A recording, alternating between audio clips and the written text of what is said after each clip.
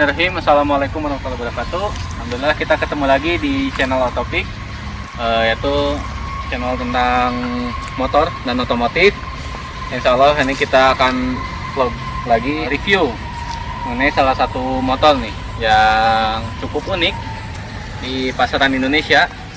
Karena sangka tidak sangka motor sedan seramping ini dia mempunyai menggendong mesin yang cukup besar, yaitu 250 cc. Padahal untuk motor-motor zaman sekarang seperti yang kita ketahui, dimensinya sudah sangat besar walaupun itu di kelas 150 cc. Nah, teman-teman mungkin melihat dari dimensi saja nih, perbandingannya dengan saya ini sudah kelihatan bagaimana R15 V3 atau CBR seri terbaru dan juga GSX itu dimensinya bisa dibilang bahkan lebih besar sedikit atau terlihat lebih besar. Nah, ini merupakan salah satu motor keluaran Kawasaki. Jadi seperti yang teman-teman lihat di sini namanya RR Mono. Memang Ninja ini salah satu seri Ninja yang diharapkan menjadi pengganti dari Ninja RR 150 yang versi 2 tak, karena yang versi 2 taknya itu sudah tidak sanggup lagi untuk memenuhi aturan regulasi, yaitu Euro di Indonesia itu sudah Euro 4 kalau tidak salah. Jadi sudah tidak sanggup lagi untuk memenuhi regulasi Euro 4 atau Euro 3. Kemudian akhirnya disuntik mati dan digantikan dengan 250 cc. Karena memang sepertinya Kawasaki tidak ingin main di kelas 150 cc 4 tak, entah karena risetnya yang belum terlalu mendalam, padahal mesin ini juga ada yang versi 125 cc nya. Atau mungkin karena memang tetap ingin menjadi yang tercepat di range harga tertentu. Percaya atau tidak percaya, motor ini sekarang harganya itu, harga barunya itu di kisaran 35 sampai 38 juta. On the road-nya itu berbeda-beda. Dan itu jauh lebih murah dibandingkan ketika pertama kali keluar di 2014, di mana harganya dulu itu kisaran 41 juta. Tapi ternyata Kawasaki mengambil keputusan yang sangat ekstrim dengan menurunkan harga on the road-nya itu di kisaran 36 juta. Nah, itu memang menggemparkan ya, karena di kelas 36 juta itu kita kurangin dikit itu dapatnya cuman motor-motor 150 cc. Bahkan CBR sendiri yang versi ABS itu cukup mahal, dia dijual di harga 38 juta CBR 150 cc. Nah, ini kita dengan harga yang mirip-mirip lah, dimana 15 CVA di harga 35 sampai 36, kita bisa sudah mendapatkan motor 250 cc walaupun masih satu silinder. Tapi justru dengan satu silindernya ini dia memiliki opsi yang sangat besar, walaupun untuk output powernya yang keluaran itu hanya sekitar 57 sampai 28 horsepower, tapi torsinya ini dia sangat berbeda jauh gitu dengan motor-motor 150 cc, di mana rata-rata motor 150 cc itu kisaran torsinya itu di kisaran 13 sampai 16 Nm. Sementara motor ini dia memiliki torsi di kisaran 22 Nm. Dan secara power pun tentu lebih tinggi, dimana untuk yang tertinggi sekarang itu ada di R15 V3 atau versi terbarunya itu dia di kisaran 19,2 atau 19 HP lah kalau salah, sama dengan GSX. Nah, ternyata ini tetap jauh lebih tinggi, dimana dia output powernya itu mencapai 27 horsepower. Nah, lalu kita ke sektor kaki-kaki. Nah, ini yang cukup menarik nih. Jadi walaupun 250 cc, dia kaki-kakinya ini dia cukup ramping dan cukup enak gitu. Dia ban depan pakai ukuran 100, ban belakangnya itu pakai ukuran 130. Ini mirip-mirip dengan motor 150 cc zaman sekarang yang punya ban besar. Jadi walaupun ukuran mesinnya besar, dia bannya itu tidak terlampau besar gitu. Jadi sangat cukup sekali lah. Yang kedua, ini di sektor rangka. Ini tralis frame-nya ini dia benar-benar sangat kokoh. Jadi kalau kita membandingkannya dengan motor-motor kelas 150 cc akan kerasa sangat bedanya. Apalagi dengan tralis frame yang dimiliki oleh CBR, karena tralis frame CBR itu dia memiliki banyak kendala, seperti banyak yang berkarat. Tapi ini dari build quality, dari kualitas las, dari ketebalan rangka yang digunakan, dia jauh lebih baik menurut saya daripada motor-motor kelas 150 cc. Paling mungkin yang agak-agak lebih kerasa bagus itu ada di motor R15 VVA dan versi sebelumnya yang dimana sudah menggunakan Delta Box. dia cukup mampu meredam getaran. Padahal mesinnya ini sendiri Ninja Air Mono ini harusnya 250 cc single cylinder, itu getaran mesinnya akan sangat kuat lah. Tapi ini dipasangkan dengan rangka model kali seperti ini, menurut saya masih bisa ditolerir lah getarannya. Nah seperti teman-teman lihat, nah ini mesinnya sangat besar lah. Kalau untuk dibandingkan dengan motor-motor kelas 150 cc ini cukup perbedaannya signifikan. Dia terlihat sangat besar, sangat padat, sangat kokoh gitu. Nah jadi memang tipenya ini dia overstroke ya. Jadi stroke-nya itu yang besar gitu, yang man-silindernya itu dia lebih tinggi ke atas gitu. Nah ini salah satu hal yang cukup menarik ya di motor ini, dimana biasanya kita temukan motor-motor kelas 150 cc itu lebih mementingkan ergonominya, itu lebih mementingkan kenyamanan gitu. Tapi motor kelas 250 cc ini dia benar-benar modelnya itu sangat sporty, bahkan dibandingkan dengan Ninja 250 FA yang 2 silinder.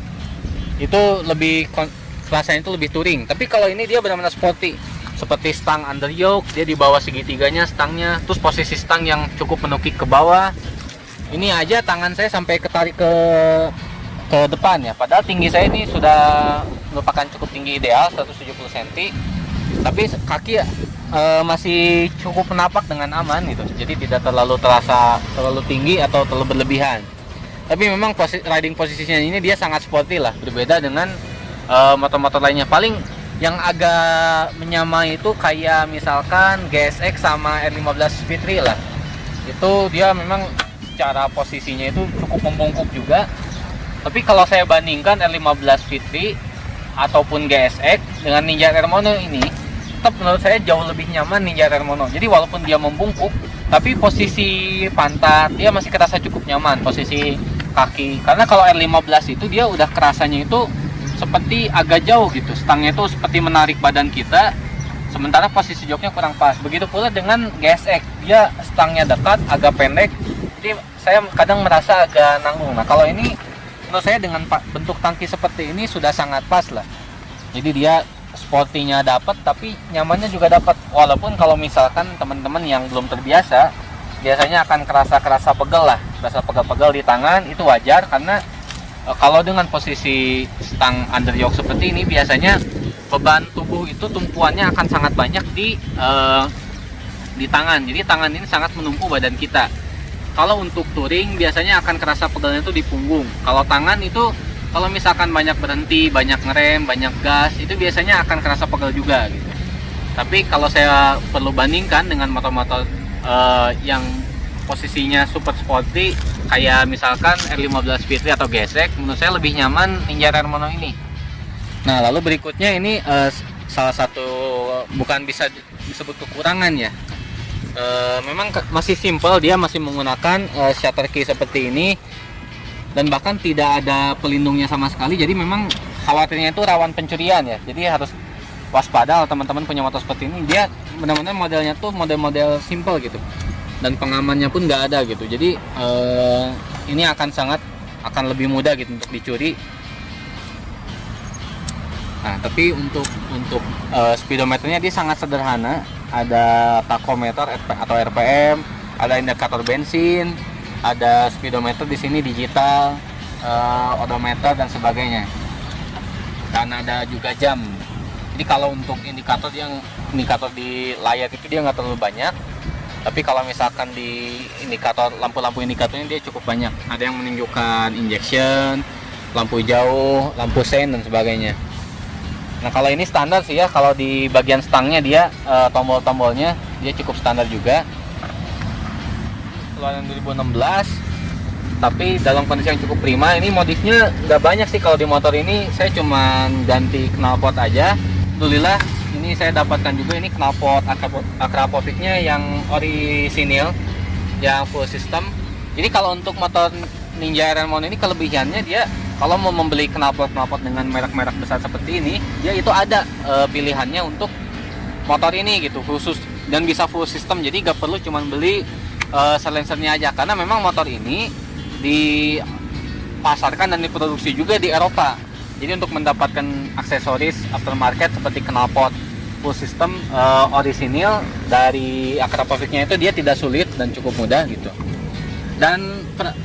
Yang saya rasakan setelah menggunakan knalpot ini memang tenaganya itu jauh lebih padat ya, karena knalpot ori itu dia dibuat sesuai dengan riset gitu. Beda ketika saya menggunakan knalpot KW dari Purbalingga, dia itu hanya enak di tarikan bawah saja, sementara tarikan atas dia akan benar-benar power loss-nya itu sangat tinggi gitu. Nah, ini pakai karbon ya, karbon Kevlar asli. Jadi memang bukan kaleng-kaleng ya. Ini kita coba nyalakan dalam kondisi saya pegang, dia tidak akan panas.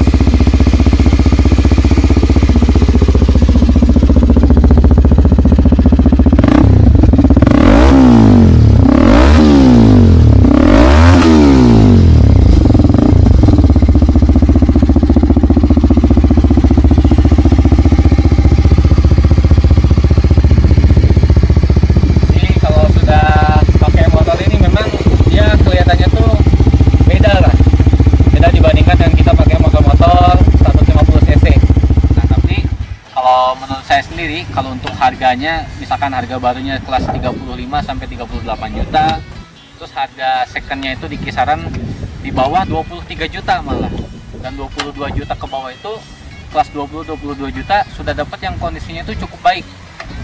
Nah, menurut saya cukup worth it lah. Jadi bagi teman-teman yang pengen upgrade nih, apalagi di zaman sekarang ini udah marak motor-motor Matic 150 cc, motorsport mulai ditinggalkan. Nah, yang pengen beda gitu, apalagi bedanya itu gak nanggung tapi dengan budget yang sangat minim. Nah, motor Ninja Mono ini bisa jadi pilihan terbaik bagi teman-teman, apalagi bagi yang suka dengan motorsport, bagi yang suka dengan aura-aura racing atau aura balap. Nah, bisa jadi pilihan. Nah, paling kita tadi sudah bicara banyak ya. Kalau untuk spek sih teman-teman bisa searching sendiri, dan kalau ada yang salah-salah bisa dikoreksi aja di kolom komentar. Tapi mungkin itu sebagian besar sudut pandang saya mengenai motor ini.